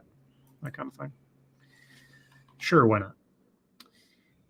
Cannibalistic Wizard, chicken poached in a garlic butter sauce, shredded and placed on a bed of angle hair pasta, and drizzled with a creamy vodka and bacon sketty sauce and a glass of ginger tea. I'll be honest, I don't know what poaching is. Chicken poached in a garlic butter. I mean, creamy vodka and bacon sketty sauce. I don't know about that. The ginger tea, I mean, if I have a sore throat or something. So I guess I'd say a maybe. Satsu, you have an opinion? That sounds edible, I guess, but I'm good. Stunlock Joe, all right. I got basically a callback interview for a D&D group I applied for. What in the world should I wear? It's audio only, but shut up. Oh, you don't have camera on or nothing? What should you wear? Nothing. I'll throw them for a loop.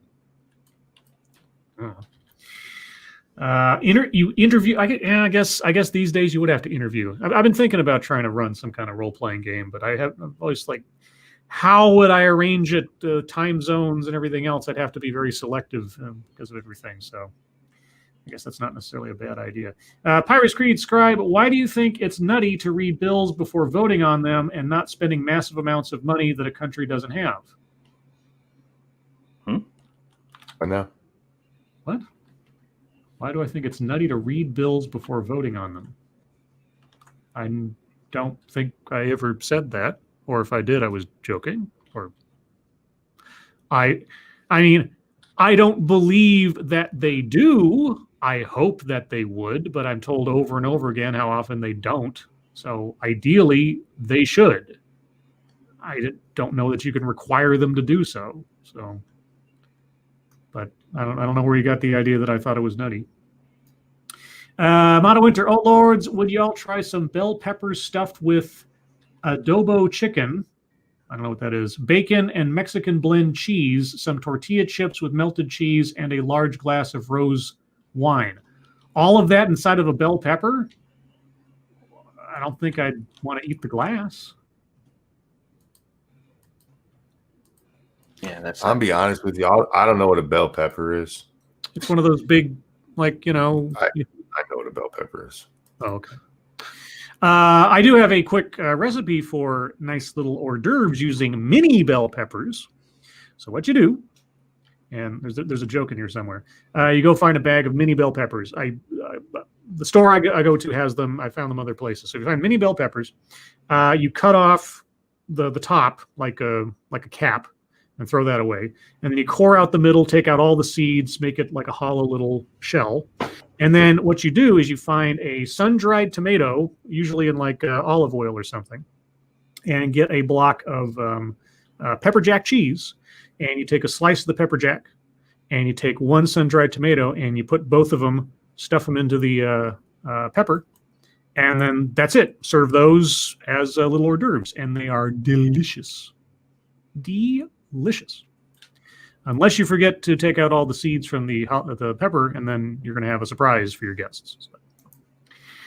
But yeah, you get all the vitamins and vitamin C, and it's really tasty. Yeah. Let's see. Travis Gardner. I am glad that they changed the rules on animals on airplanes. I handle my fright by meditating, taking lots of Xanax, and finishing my pre-flight checklist. Okay. What's a lot of Xanax? Is that healthy? Nah, but it sounds fun. I suppose. Tack Alpaca, what is the largest puzzle you've ever put together? Oh, a couple of years ago, someone at my work brought puzzles and would like just dump them on this big table in the break room. And over the course of weeks and months or whatever, as we passed by or whatever, we pick at it as a group. God, what was the? It was like a 5,000 piece puzzle, I think, was the biggest one that they brought in. So I think in my lifetime, that's probably the biggest one I've worked on. I can't say I did it all by myself, but that's the biggest one I ever worked on. I've done thousands before, but it's been a long, long time. Satsu? I don't really do them all that often. Okay. Let's see. Select a boy. What seasonal Krispy Kreme do you guys want to see come back? I don't know the lore of Krispy Kreme, so I couldn't say. Just plain is fine with me. Yeah. I don't think they had seasonal ones. I can imagine they would, like Halloween or something. I know they had. I know Starbucks had some weird seasonal drinks for a while. I forget what they were. They were like, I don't know, some kind of smoothie or something. Let's see. Attack Alpaca. What all ingredients would you add to make the perfect milkshake? I'm partial just to regular old rich chocolate milkshake, honestly. Nothing too complicated. Oreos. Yeah. The blood of the innocent. There used to be a Baskin Robbins within walking distance of me several years ago, and I'd get cookie dough milkshakes. Those were yummy. Oh, totally bad for you, but totally yummy. Let's see. Angela Arriaga says adobo is a type of seasoning used in Latin and Filipino food. Oh, okay.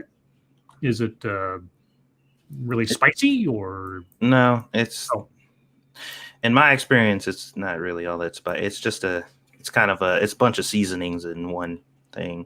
Oh, like the Red Robin seasoning. Yeah, well, kind of. Okay. There's a lot of stuff in it. But. Travis Gardner asks, Monkey, what is your favorite monkey?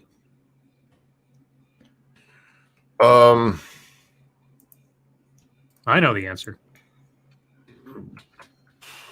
I mean, there's a grand monkey and there's the baby monkeys there, but honest to God, probably what's the little finger monkeys? I like those. Those are cute. For your comedy value, just your standard Reese's monkey kind of thing. Oh, I was assuming you were going to say lady monkey. Oh, well. Cougar Knife, who wins the fight? Godzilla, King Kong, or Bernie in mittens? You see the trailer for that? Yep. Looks like King Kong wins it. Yeah, I'd be surprised if they had Godzilla win it. Or King Kong wins, but Godzilla's not dead. So, there's got to be a sequel. There's got to be more Godzilla movies. So I guess for this one fight, it'll be King Kong. I don't know. When I look at that, I thought of the Transformers. Because specifically, whenever I saw those movies, and I only saw the one, I never watched the sequels, but whenever I saw trailers for them and everything else, I thought, the humans in this story are really inconsequential when you've got gigantic robots, or in this case, gigantic animals fighting each other. I mean, the humans are just there to kind of facilitate these two forces coming together. And after that, it's like the show is just watching these two things beat on each other. Except it's all CGI and it looks kind of cartoonish. And just like, don't get me wrong, you like it that way? I kind of hoped for guys in rubber suits. I know, it's stupid, but too much CGI, and that's all that there is to the story, and that's all there is to the characters. Is kind of like, okay, just watching a cartoon. Yeah, Scribe wants some gimps in this movie. I don't want gimps. I just thought it'd be funny to have a throwback, Anyway, let's see. Asan, of course, Scribe would know about cooking with pepper jack. There's no cooking there. That's just putting a slice of cheese into a cored out mini pepper. That's not cooking. That's just arranging an hors d'oeuvre. So that's pepper jack the dish. Yeah, pepper jack the dish. Thank you, Paul Farrell. Satsu and Monk game stream tonight. Nope, Monkey's going to sleep, and I don't know what Satsu's up to. I don't know. I'm gonna be up, so who knows? I might end up doing something. Just make sure you're following me on 2 Cents Plus over on Twitch. Twitch and Twitter. Motto Winter, Scribe Light, may you never have ovarian cancer and live for billions more hangnails. What? Well, You're going to get ovarian cancer. What? What'd you say, Monkey? You're going to get ovarian cancer? I apparently not. I said never. May you never get. I don't know. Thank you, Corey Suzuki. You mean Optimus Primal? Oh man. If only Beast Wars. That's what we need. We need a mashup of Godzilla, King Kong, and the Transformers movies. Yeah, Beast Wars, yo. Dom O'Leary, Lords of the Night. If your cocks dropped off, what awesome device would you put in its place and why? Your mom's mouth, because it feels so good there right now. I figure. Why you gotta be so rude? I don't know. Let's see. What was that horror movie? That medical horror movie. So I just remembered there was I forget what it was, but it was the girl from Run Lola Run, whose name I suddenly can't remember for some reason. She was in a movie about like evil surgeons at a medical school or something, and then they made a sequel to that movie. And in that sequel, the gimmick was that the evil secret surgeons were replacing different body parts with like super bionic parts and things. And one of the students had experimented on himself and gave himself a robotic penis. So it was like, yeah. And I just remember that because the whole gimmick was he was she was walking around like, oh, and what did you do to yourself? And he just kind of stands there, and suddenly this huge like mechanical boner thing kind of pops up underneath his pants. And he's all smiling and everything, and like, okay. So you cut off your. It was a weird movie. I mean, if I had to, I guess probably a dildo seems like a good substitute. I guess. I mean, if that's but I mean, other people were like giving themselves bionic arms and other sort of. Well, sure. But whatever. Okay. Andrew Joyner says Franca Potente. Yeah, Franca Potente. She was in The Shield in I think the second to last season or last season. I think second to last season. Really good actress. She was in the Bourne Identity movie, the first one, and briefly in the second one. Spoiler alert. Run Lola Run's still a great movie. If you've never seen it, I recommend it.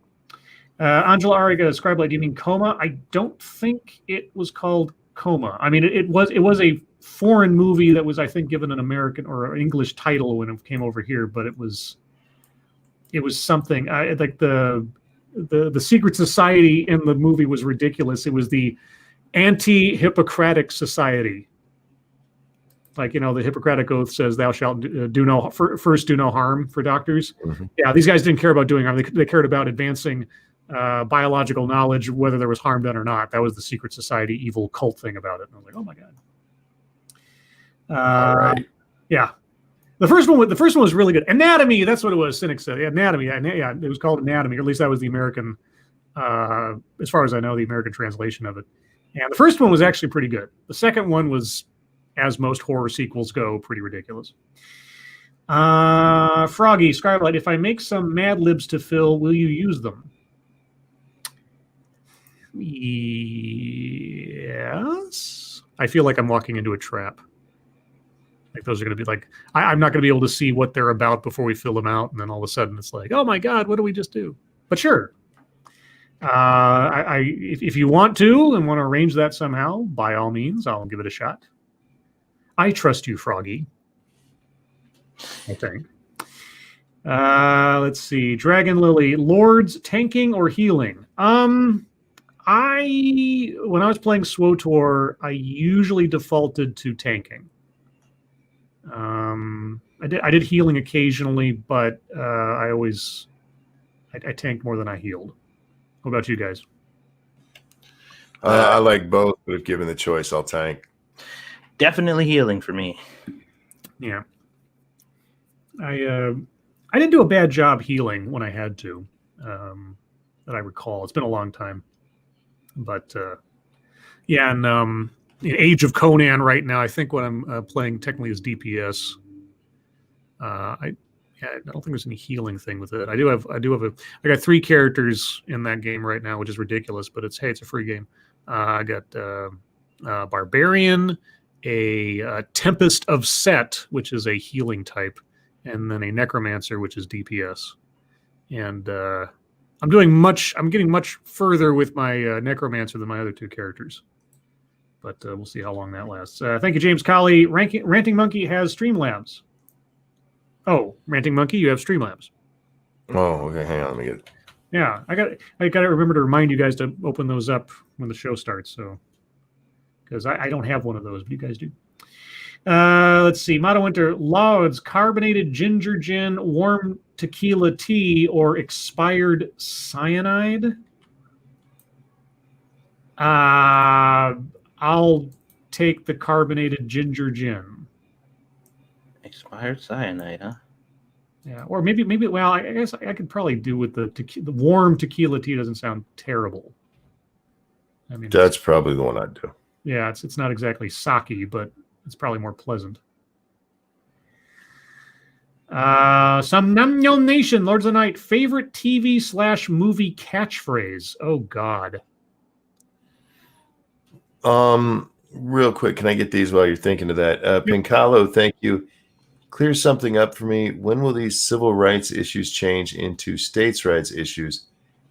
The Harris administration seems to be edging closer to it by the day.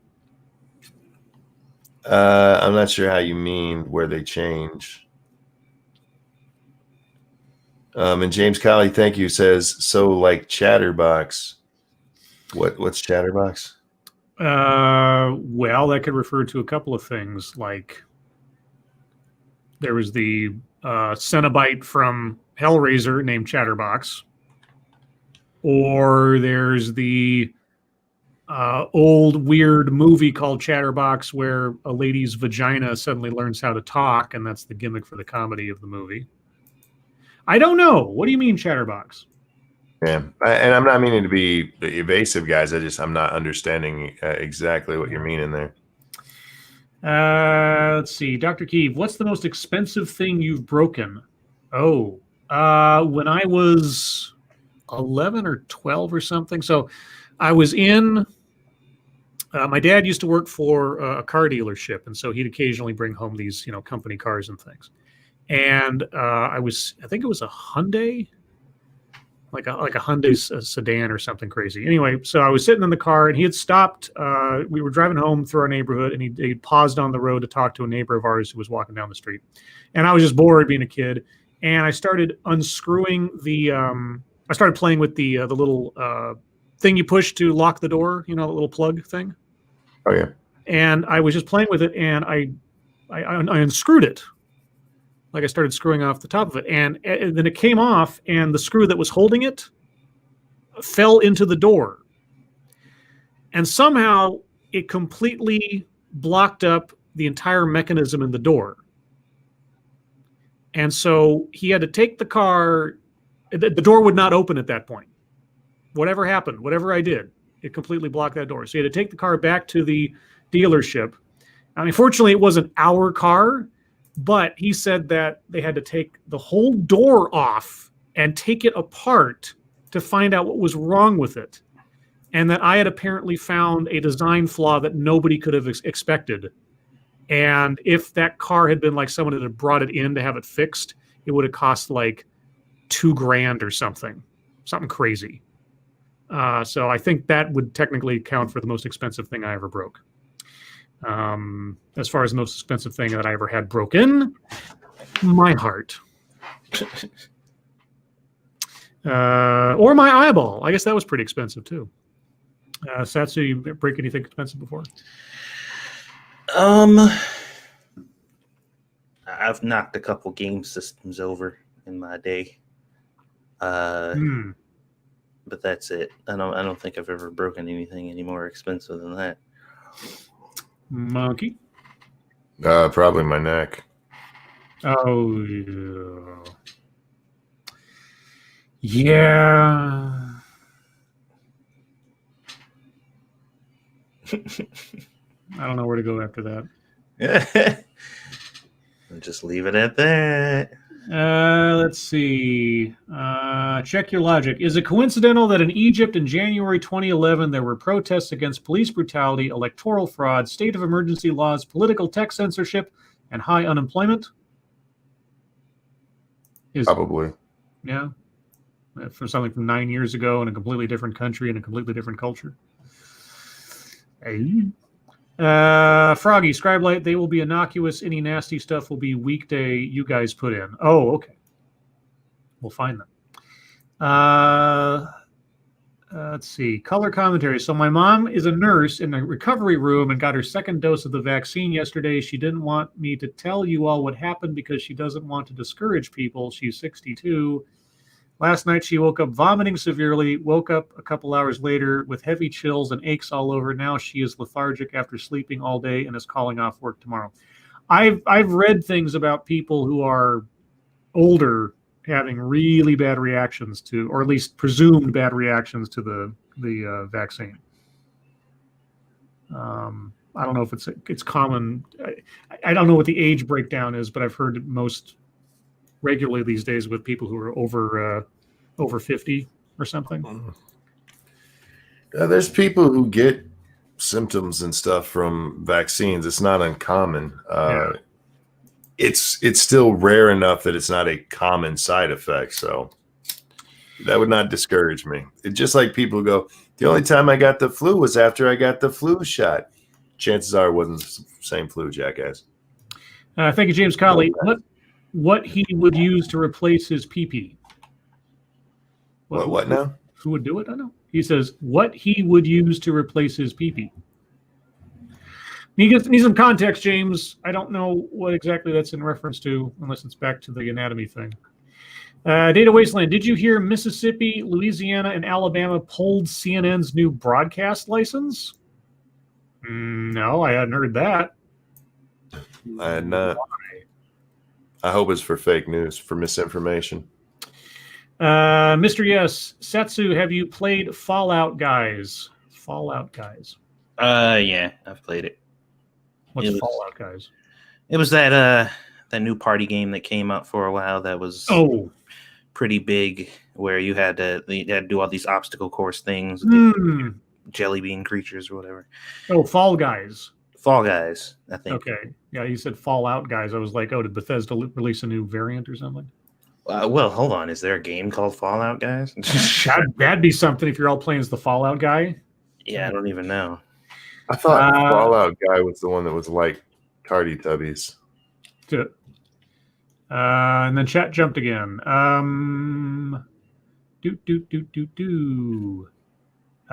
Yes, Monk, says Data Wasteland. Okay, Fallout Boy. Yeah, Fallout Boy, the band.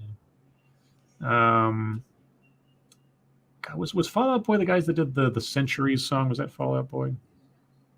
I don't fucking know. Yeah. Well, there's this sort of animated music video where people took clips from the Star Wars Clone Wars show, and they put them to the song Centuries, and it sounds very epic. It's really cool. I think it was Fallout Boy that did that song. I could be mistaken. Mr. Yes, Lords of the Night, have you seen Mouse Hunt? No, I've never seen it. I know of it, though, but I've never actually seen it. I have not. I've seen that movie way more times than I'm going to admit. Yeah, that was one of DreamWorks' first outings after, Prince of Egypt, I think, was their first big thing. Oh, Prince of Egypt was the shit. Yeah, Prince of Egypt was great. Never saw Mouse Hunt. Peacemaker was garbage. That was the George Clooney, Nicole Kidman action movie where the suicide bomber with a nuclear bomb walks into New York, etc. Yeah, the only real DreamWorks stuff that comes to mind immediately is Prince of Egypt, Gladiator, which is great. And I'm sure there's others that I'm suddenly forgetting. But thank you, James Call again. Yes, anatomy question. Well, he presumably, I don't think you ever see it in the movie, but the magical implants, cybernetic things, look like these sort of what do you want to call it? Sort of like I've got an image in my head. It's similar to like just imagine muscles, except that they're all like scaled metal, and they were replacing people's body parts with these sort of magical for the sake of the movie, magical, like bionic tendons and all this other stuff. And the implication was that he'd, basically implanted this bionic muscle into his penis, and that's what he'd done to himself. I don't know that it ever came up in the movie again, but it's been years and years since I saw that movie. Like, I'm amazed I remember anything about it, honestly. Chicago Mike, Fallout Guys, is that different than the Fall Guy? Oh, Fall Guy, I remember that TV show. Vaguely. I just remember the ads for it more than anything else. I never think I ever watched it. Remember Jake and the Fat Man, Monkey? I remember. I never watched it. Yeah, Joe Penny. Jake and the Fat Man. Last time I saw Joe Penny was he was in The Sopranos for like 2 episodes or something. Angry Illinoisian Shrek for DreamWorks. That's right. Shrek was the other one. Dr. Keeve, yes, the song you're thinking of was Fall Out Boy. Okay. I'm not super familiar with their stuff, but I remember that song for some reason. Mata Winter, the ovarian cancer and hangnail thing is a wish for you to have a long life and not a painful death. Well, thank you. It's a kind of a weird way of... It's nice, but when you're addressing men, you might want to do that like colon cancer instead.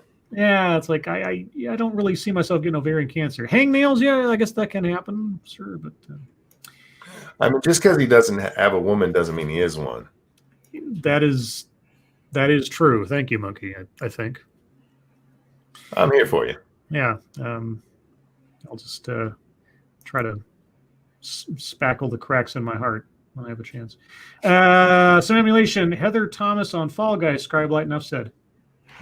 I remember that name. I don't have a picture in my head, but I'm assuming she was a hot 80s lady. Mm-hmm. Daniel Holman, Jake and the Fat Man showed very early car phones. I remember car phones like, God, there was like a James Bond movie had a car phone or a phone inside the car, and that was always like, like anytime they wanted to show a rich character in the 80s, they always had a car phone for no fucking reason. Mm-hmm.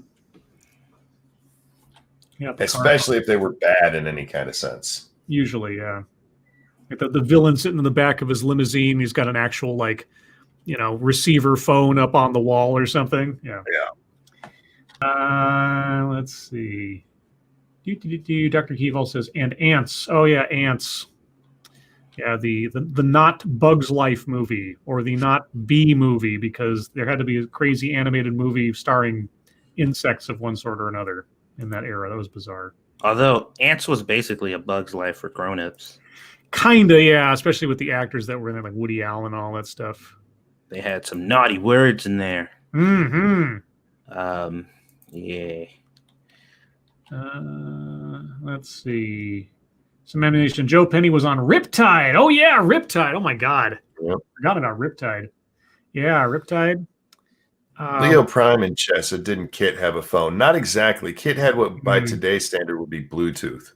Right, yeah. That makes more sense. It just came over the speakers. So was the car phone the Apple before the Apple became the Apple? Not exactly. It was the super duper status symbol that showed that somebody had like ridiculous amounts of money. Because I'm about to say nowadays it's the Apple. The asshole in the movie because they're eating an apple. Oh no! It wasn't always. It wasn't necessarily always the bad guy, but it was it reflect like super duper wealth and status if you had a car phone. And most of them were dicks, but not necessarily the villain. Yeah, not necessarily, but Motto which is B movie was DreamWorks. Oh yeah, there you go.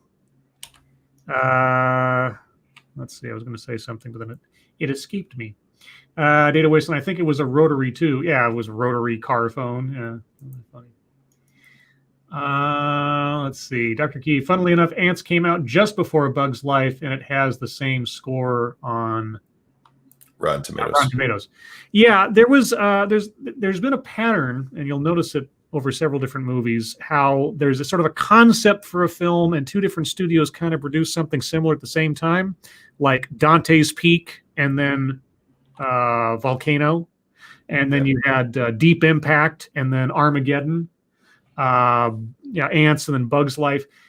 This is not an uncommon phenomenon because like something will start getting into development. Rumors will spread across the street to the other studio. They'll start developing something similar if they see it as a blockbuster because, they ride the coattails, see who gets off first. Usually, not always, but usually the first movie that comes out does better financially. Wasn't the case with Armageddon. In the sense Armageddon came out after Deep Impact, and Armageddon made way more money than Deep Impact, mainly because of the soundtrack and the cast. Well, and it didn't have Frodo in it.